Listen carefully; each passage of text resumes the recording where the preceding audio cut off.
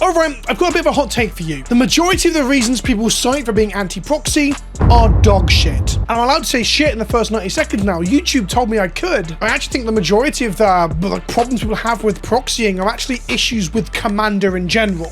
Let's talk about it. If you like the cut of my jib and you want to kiss me upon the soft, sweet, milky mouth, metaphorically of course, give me your fucking money via patreon.com. Just £2 a month, you can join my Discord server where people will argue about generative AI this morning. And I posted a screenshot of me telling a commenter that I'd fuck their mum. £2 a month, it's more than any advertised, ad revenue, fucking ad-supported views on YouTube would ever give me. It's a good way to support me and continue to do what I do. So I'm going to react now and talk about some of the comments that I get on my videos. I've pulled out a load from the last couple of days and a few from a little longer ago on some shorts and longer form videos that I've done unboxing in the past. I guess transparently I should say I'm absolutely very pro-proxy. I believe we should play against each other and our strategic minds, if you will, our deck building and our piloting abilities, more so than our wallets, our disposable income, or how long we've just happened to be hanging around the game and accumulating game pieces. Imagine a game of chess where we added RNG and then told people that the queen costs $1,000. Fuck you, you weren't there when they were released. Yeah, sounds shit, doesn't it? To further explain that, because I'm pro-proxy, people get upset with me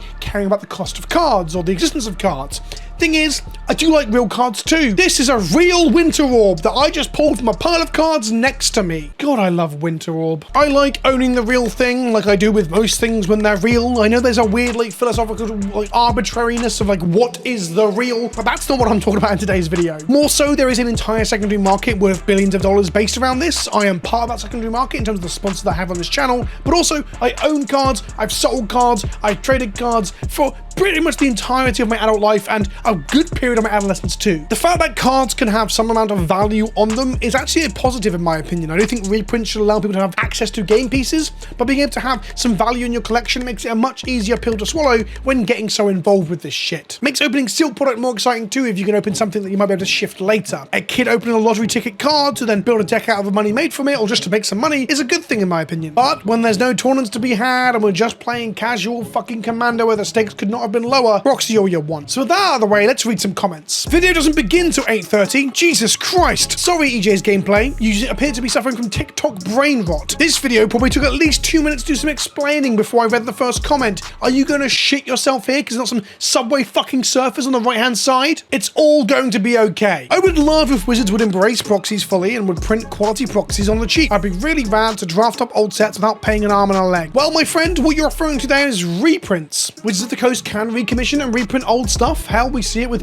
Masters sets and Horizon sets. I know you primarily said cheap, and thus you're suggesting the idea that if things were proxies, they could make them cheaper, but that wouldn't make enough money for Wizards of the Coast, so they're never gonna fucking do it. Hell, we had the anniversary edition for the original printing of Magic, right? That was just $1,000 for 4 boosters. Wizards of the Coast absolutely want to fucking fleece you when it comes to retro nostalgia. However, I do have a little friend I can introduce you to. The word is Cube. You could buy up the old bulk, open a sealed product, and then re-sleeve it, or even just proxy the entire fucking thing to play historical versions of draft formats. Innistrad cubes exist. I played a Mirage block cube when I was at CubeCon when I got to go over there. There's all sorts of fun you can have in other limited environments via Cube. Yes, the upfront cost might be a little bit, but between you and a few friends, it won't be that expensive. And like I said, even just opening a box of Battle for Baldur's Gate and sleeving it up is a great beginning place to have yourself a nice draftable Battle for Baldur's Gate replayable limited environment. Next! In the response to something else I said, I don't even remember what it was now. Yes, indeed, but proxying can lead to this unhinged arms race. It's been mentioned! We're not that far into the video and we've already said arms races. And it's difficult to tell somebody you shouldn't play this deck full of staples. If they would have to buy them, they wouldn't, but by proxying, they end up with a soulless soup of staples. Okay, we're already onto the arms race discussion, and I think this is a really important one. Now, there is a deeper point to all of this that I'll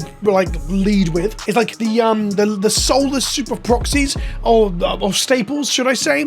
I think that's true to an extent. As card availability becomes not an issue, like with proxying, or if there's a lot of stuff available to people via online stores and similar, and then we have resources like EDH Rec or content creators like myself telling people what's good and what's bad and what they should play and what they shouldn't play, it does lead to some sort of homogenizing effect as we have a pervasive zeitgeist, a set of conventions or popular opinion. But this isn't really the fault of proxying, and it definitely isn't exclusively the fault of proxying. The argument I would make is that EDH Rec is as much to blame for this as proxying itself.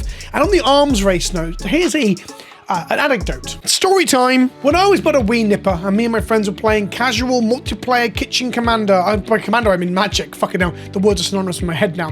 Then we have commanders, we're playing 60 card decks, multiple playsets of stuff, but there were 6 or 7 players playing at the table. At one point we'd just say you can only attack left to make the game easier. And basically the games are long, grindy, and they're primarily a mode or medium through which for friends to hang out and shoot the shit. Well, one of our friends, shout out to Big Carl, went online to eBay and spent some of his pocket money that his mum gave him because he's always on the tit, on the most expensive and powerful creatures you could find. And a Chroma Angel of Fury or Wrath, whichever the red one was, and a Darksteel Colossus. He did not really modify his decks in any way to support these cards and just jammed them in and found it hard to cast them because they cost a lot of mana. That was an arms race. Only one of us had the disposable income or the know-how or the ability to go onto eBay and buy cards in the proto-age of the internet. And thus, only one of us actually committed to going and doing that. They were the arms race, and there wasn't a single proxy involved. Now, yes, proxy makes it easier for people to engage with that arms race, and that's going to be one of the points that's going to be pervasive throughout this video. This is a cultural issue. This is a conversation you have with your players, your local group. You have a rule zero conversation. It's about the etiquette and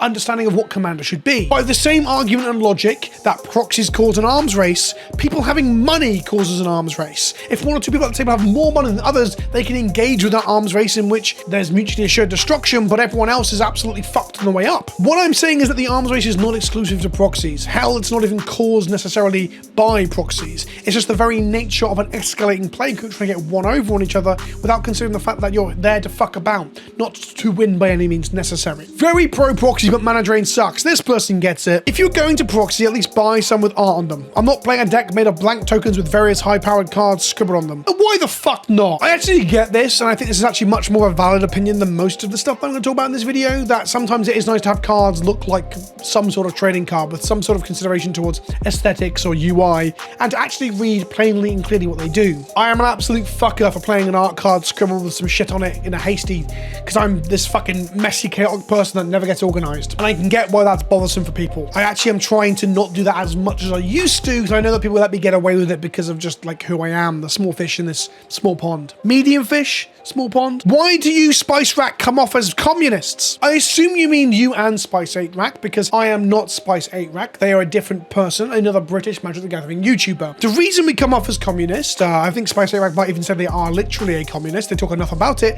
and I also come across that way, is that we're both kind of like left-leaning, very socialist in our attitudes towards helping other human beings. And that can range from, I don't know, giving healthcare to people who can't necessarily afford it within like an American system, right down to letting people play games without having to spend a fuck ton of money. For those that don't know, I'm not really a communist. I think the word communist itself has too much baggage because of people like this and just America in general being very propaganda-pilled against the entire notion of communism. So I think from a goals-orientated political perspective, it's not a great word to use. But I absolutely believe in socialized medicine and socialized care for those that can't look after themselves. And when we extrapolate that out into our wider communities, that also means allowing people to play games even if they haven't got a huge disposable income to spend on it, and thus let people proxy in Commander. I'm very pro-proxy, but also very anti-counterfeit.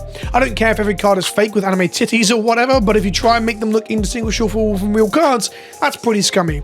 Mainly because it makes me think they might trick someone to buy them at a real card price. Absolutely valid point, Mr. Chuthulu8778. Proxies and fakes aren't the same thing. Proxies are meant to be proximities or simulacrum of the card that we know aren't the real card, where fakes are designed to screw people out of their money and get fucked later on when they get caught holding the bag. So I do believe that proxy should be clearly a proxy on the back at the very least, and maybe even have some element on the front to show that they're proxies too. I will disagree with the anime titty thing. I've done a whole video on that. I think it's kind of creepy and weird to bring your fetishes and sexy stuff into a game store because it's not a place for you to rub your dick. And also it's a bit of a slippery slope. You let one man show an anime titty go in a fucking bikini, and next thing you know, someone is being an absolute nonce. In my video talking about the Guna stuff, some people were like still saying in the comments that I have to parent my child. You aren't parenting my child. I'm still not going to let you show my child weird sex stuff, you fucking weirdo. I guess I'm in the minority here, but I don't like proxying because it just seems like everybody runs the same cards over and over again.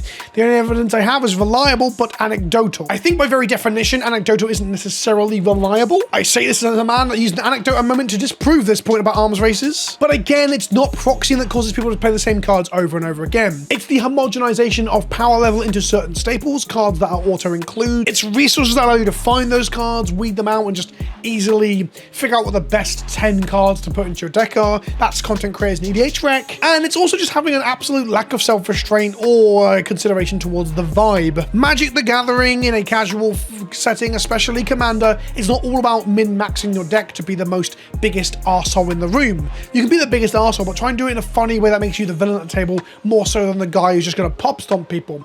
That's not a very clear analogy. Pub stomping is the villain, but it's the villain that no one wants. The guy who like blows up someone's soul ring, that's kind of funny. Context dependent, obviously. But this homogenization, this every single stable, everyone wanting a smothering tithe, it's not proxying that's the problem there. That's allowing people to get hold of the card. The card simply existing, the resources being there, and then the attitude of the players within the game are far more important than whether your smothering tithe costs $40 and mine costs pennies for me to write a little bit of ink onto an art card. That's probably the best way to explain it. Like, the fact that you can buy it and that's okay, but me proxying it as part of the homogenization of the format is an absolutely nonsensical statement. It makes no sense. Nonsensical statement, no sense. I'm repeating myself there. And then in pointing that out, I was repeating myself, and now I'm repeating myself again. Oh god, the guy who's upset about the video not starting before 8 minutes 30 is going to lose his fucking mind if I don't move on. Quit energy because it became more and more pay to win versus tactics and strategy. This is a super fucking interesting comment to leave on a video about proxies. If you allow people to proxy in Commander, it quite literally cannot be pay to win. One of the arguments for allowing proxies within Commander is that it removes any idea that this is pay to win. I've often used the word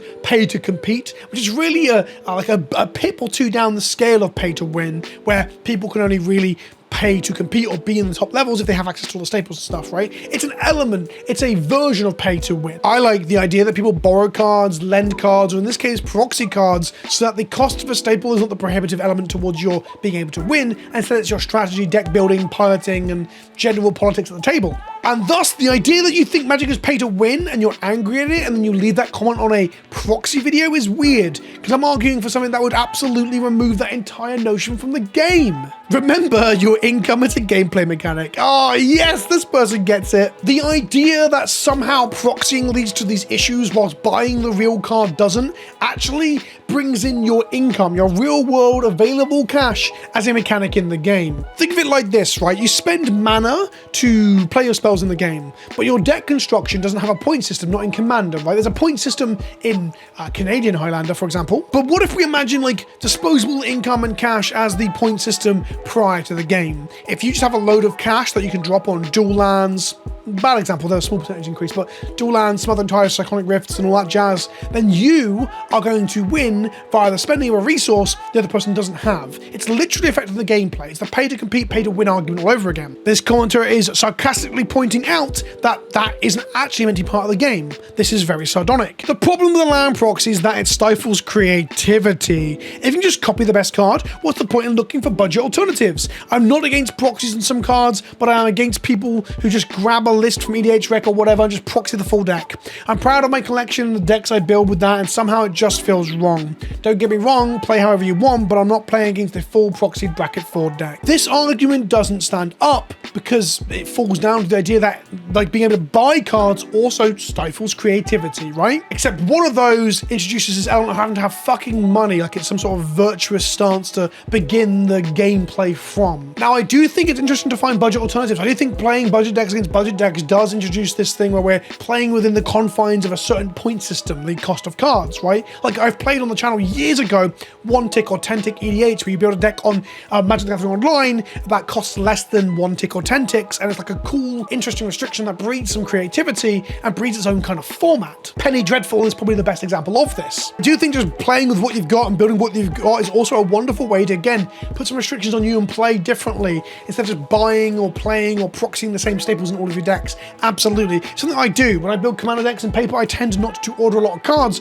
and just dig through my collection and find things that I think might be fun or interesting. I think it's a much more both thrifty but also like restrictive, creative way to play. That doesn't mean that other people have to play that way, and I think really again it's all about the sentiment of what does your playgroup want to do? What are you collaboratively doing in this, like basically a board game version of Magic? I'm not at all anti-proxy, but I'm anti those who won't shut the fuck up about proxies and use cringy phrases like print to go burr. This is not a recent video, but it's really funny because I watched back one of my old proxy videos where I made the print to go burr joke because it's such a like mimetic phrase within Magic. But that said, seeing it in the comments of every fucking Facebook post, every Reddit thread, every Twitter fucking response. Actually, probably not. 75% of the traffic on Twitter is just bots now anyway, and none of them are talking about proxies. But I do think it's overplayed. It's one of those jokes that's kind of stopped being funny alongside Stormcrow. That's a video I need to make. 5 magic jokes that just aren't fucking funny anymore. Proxy haters be like, hey, I paid to win. Yes, this commenter gets it. That is one of the reasons a lot of these people will like grasp at straws to find an illogical reason to dislike proxies,